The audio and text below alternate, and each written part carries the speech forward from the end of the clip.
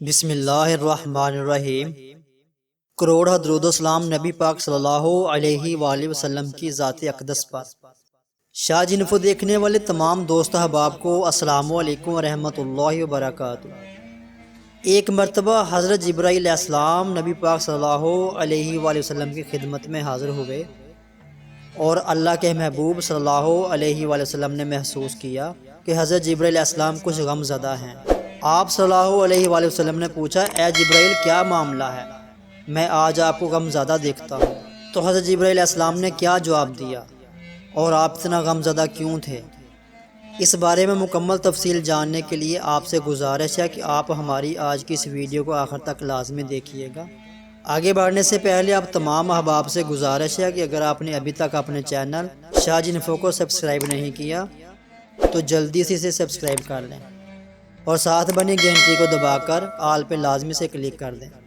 اس video کو صدقہ جاریہ کی نیت سے اپنے سوشل میڈیا دوستوں کے ساتھ ضرور شیئر کر دیں۔ پیارے دوستو، حضرت جبرائیل علیہ السلام نے عرض کیا، اے محبوب خدا، میں اللہ کے حکم سے آج جہنم کا نظارہ کر کے آیا ہوں۔ اس کو دیکھنے کی وجہ سے میرے اوپر غم کے اثرات ہیں۔ آپ صلی اللہ علیہ وآلہ وسلم نے پوچھا، جبرائیل بتاؤ وہ جہنم کے کون سے ایسے حالات ہیں کہ جن کی وجہ سے آپ اتنا غم زدہ ہیں؟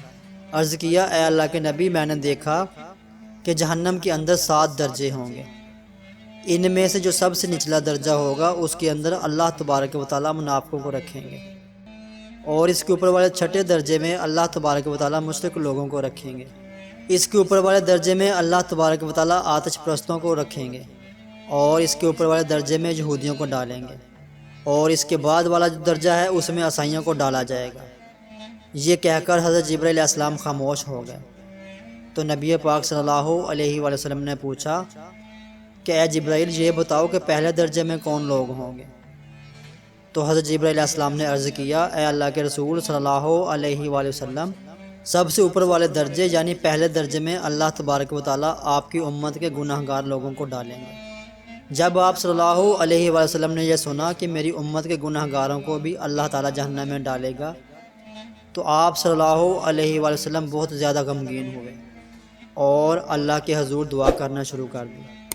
روایتوں میں آتا ہے کہ 3 دن ایسے ہی گزرے کہ اللہ تبارک و تعالیٰ کے محبوب حضرت محمد صلی اللہ علیہ وآلہ وسلم مسجد میں نماز کے لیے تشریف لاتے، نماز ادا کرنے کے بعد اپنے حجرہ مبارک میں تشریف لے جاتے اور حجرہ مبارک کا دروازہ بند کر لیتے اور اپنے پروردگار کے ساتھ دعاؤں میں مشغول ہو جاتے۔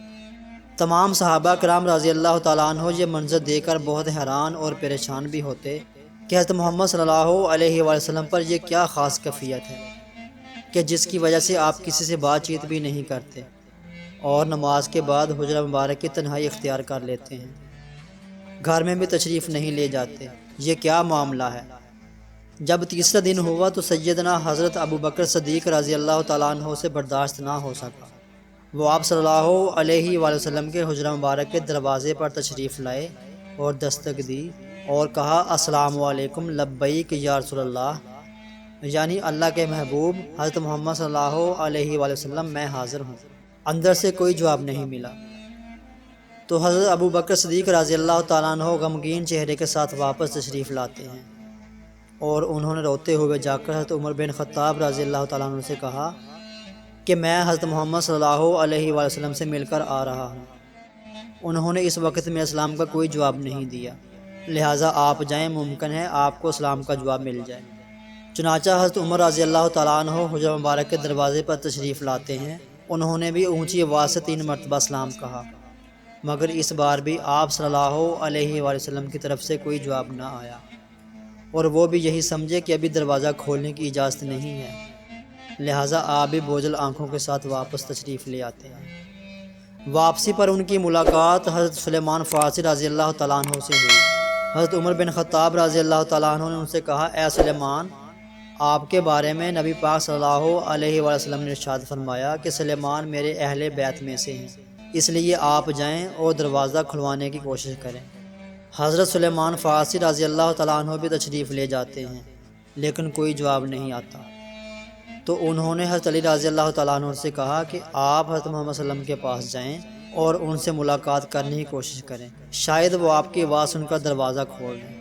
تو حضرت علی رضی اللہ تعالیٰ عنہ نے فرمایا کہ میری بجائے آپ صلی اللہ علیہ وسلم کے جگر گوشے، جن کی بات دو جہانوں کے سردار کبھی نہیں ٹالیں گے، حضرت سیدہ فاطمہ رضی اللہ تعالیٰ عنہ کو بھیجتے ہیں۔ وہ اپنی لخت جگر کی بات کبھی نہیں ٹالیں گے۔ تو جب حضرت سیدہ فاطمہ رضی اللہ تعالیٰ عنہ تشریف لائیں اور انہوں نے آپ صلی اللہ علیہ وسلم کو سلام کیا، آپ صلی اللہ علیہ وسلم نے ان کی آواز سن کر دروازہ کھولا۔ حضرت سیدہ فاطمہ رضی اللہ تعالیٰ عنہ عرض کرنے لگیں، اے محبوب خدا صلی اللہ علیہ وآلہ وسلم، آپ پر یہ کیا کفیت ہے کہ 3 دن سے آپ مجلس میں بھی تشریف فرما نہیں ہوتے، حجرے کی تنہائی کو اختیار کیا ہوا ہے اور چہرہ انور پر بھی غم کے آثار ہیں، یہ کیا وجہ ہے؟ اس وقت حضرت محمد صلی اللہ علیہ وآلہ وسلم نے یہ پوری بات بتائی کہ مجھے جبرائیل امین نے آ کر یہ سب کچھ بتایا کہ میری امت کے کچھ گناہ گار لوگ جہنم میں جائیں گے۔ اے فاطمہ، اے میری پیاری بیٹی، مجھے اپنی امت کے ان گناہ گاروں کا غم کھائے جا رہا ہے۔ میں یہ نہیں چاہتا کہ میری امت کے لوگ دوزخ میں جائیں، اور میں اپنے مالک سے فریاد کر رہا ہوں وہ میری امت کے گناہ گار لوگوں کو جہنم کی آگ سے بری فرما دے۔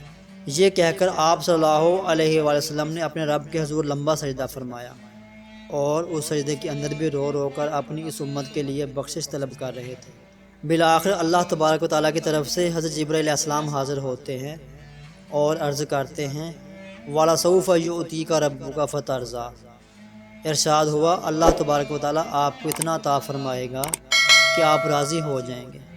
آپ صلی اللہ علیہ وسلم نے ارشاد فرمایا کہ اللہ نے مجھ سے وعدہ کر لیا ہے کہ میرا رب مجھے قیامت کے دن راضی کرے گا، اور میں اس وقت تک راضی نہیں ہوں گا جب تک میرا آخری امتی بھی جنت میں نہیں چلا جائے گا۔